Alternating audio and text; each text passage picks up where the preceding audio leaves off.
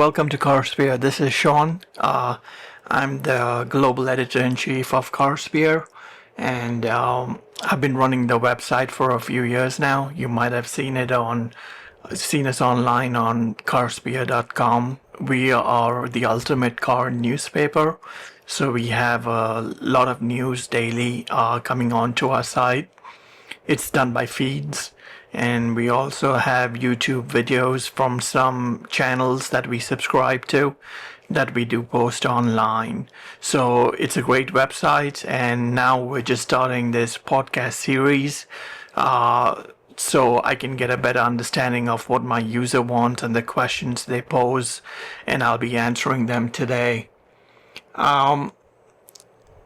I wanted to give you a quick introduction to the industry. So you might be noticing that the industry is ever changing right now. We're moving towards carbon-free vehicles, carbon dioxide-free vehicles, and there's a lot of change going on. So there are three types of powertrains right now. One is combustion, then we have hybrid, and then the next one is also electric. And people are moving towards electric right now. Though lately, due to the different regulations, hybrids have been very popular too. It's driving the price of electrics down, having a hybrid, and the brands have gone slowly on coming up with new electric models too because of this change in the industry. Uh, a question a user posted to me some time back was, does horsepower dictate the type of car you buy? And my answer to that is absolutely horsepower dictates the car you buy. You want to buy a car that has a lot of power on the road. Not only do you not go to the racetrack, but you would like to use it on the road and drive confidently that the car is going to evade certain situations just with the power it has. So yes, from a car sphere point of view, yes, horsepower is very important, and you should definitely look into that on your next model. The next question is, what are first generation electrics like? First generation electrics are the Audi e-tron, the Porsche Taycan, a lot of the Tesla models. The Model S Plaid is the performance version of an M5 on the BMW side, except it has twice the horsepower. It's also running on first generation batteries, and it's not tested much on the track. It has done a few laps around the Nürburgring. But those are some of the first model electric cars that we're seeing on the road right now. Their prices have dropped recently. So if you're looking to get into this first generation of cars, this is a perfect chance to go to your dealer next to you and say, hey, I'm interested in this vehicle, and can you give me more information about it, apart from the stuff I see online. So that is a great entry into the market, the first generation cars. The next question is heavy hybrids. Hybrids are heavy because not only do they run on gas, they also run on electric power, and they have a small battery attached on the floor of the vehicle that supplies around 100 or 200 horsepower more to the powertrain of the combustion engine.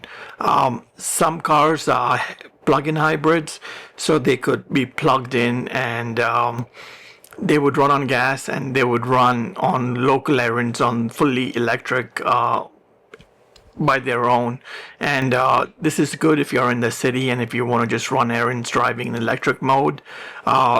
There is also combined power of the two, and when you combine the power of the two, it increases the output of horsepower a lot more, so you get more performance out of the vehicle.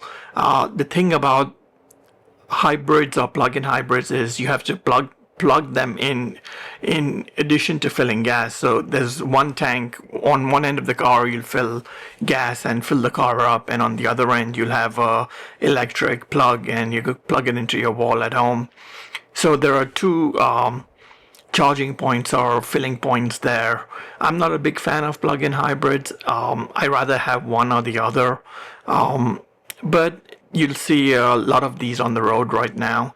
Another car very popular right now is mild hybrids like the Corvette and some of the new cars that are coming out. Even Ferrari is doing this. Though on this channel we won't go into hypercars a lot because I'm sticking to cars that regular people buy, and I'm talking about cars on that wavelength.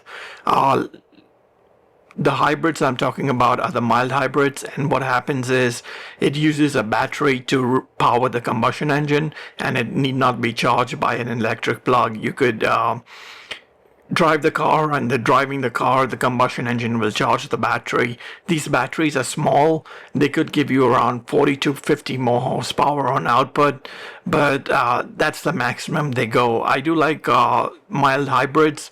I would like that one day, because if they put the mild hybrid battery on the transmission, the gears shift a lot quicker, and the gas also, when you step on the pedal, the power that you feel immediately translates to the wheels on the road. So mild hybrids are very good at doing that. The next one is heavy hybrids. Heavy hybrids are the BMW M5, which weighs 2.5 tons, or even the new Mercedes C63 AMG. There's a heavy battery in there, and these cars handle well. They have been engineered well. They have been tested. If you're into the latest and greatest technology, these are the cars to get into. You won't be disappointed. I personally do like them. However, I'm not a fan of the plug-in hybrid, so that's one of the downsides for me. And that's why I've talked myself out of getting a plug-in hybrid on my next car. The battery technology process, you might notice, is not improved over the last few years. Yes, range from Tesla has improved 15% or so.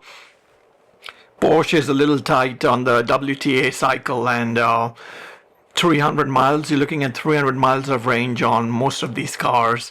We're moving into the next generation of batteries. A lot of companies have invested in the next generation of batteries. They're going to be called the solid state batteries, and they will be quicker to charge. They will have longer mileage in the tank, or however you say it, more mileage on the road. They can go up to 450 miles. So the EPA is a lot better on these next generation electric cars. These cars aren't out yet. The batteries are still being tested. Some brands are BMW, Hyundai, and a few other brands are testing these solid state batteries. You will see these cars on the road around 2027. One last thing I wanted to talk to you is, with the Obama administration and the Biden administration, the regulations were pretty heavy on producing better gas mileage and getting rid of the combustion engine. With the Trump administration coming in, they're going to roll back these regulations, and you're going to see a gradual process in which they transition into electric cars over time. But in the short term, combustion lives on, and electrics will be the way to go. But it was still a few years away. I would say from 2028 onwards, we would get a better feel for this industry. That's it for today. I hope you subscribe to my podcast, the Carspear podcast, and it's available on all the social media channels. It's also available on carspear.com. I will be posting it to YouTube today. And that's it for this week. Next week, we will focus on the types of cars and what they're doing. So I'll put something together to talk about on that. In the meantime, that's it for today. Have a good day, and God bless.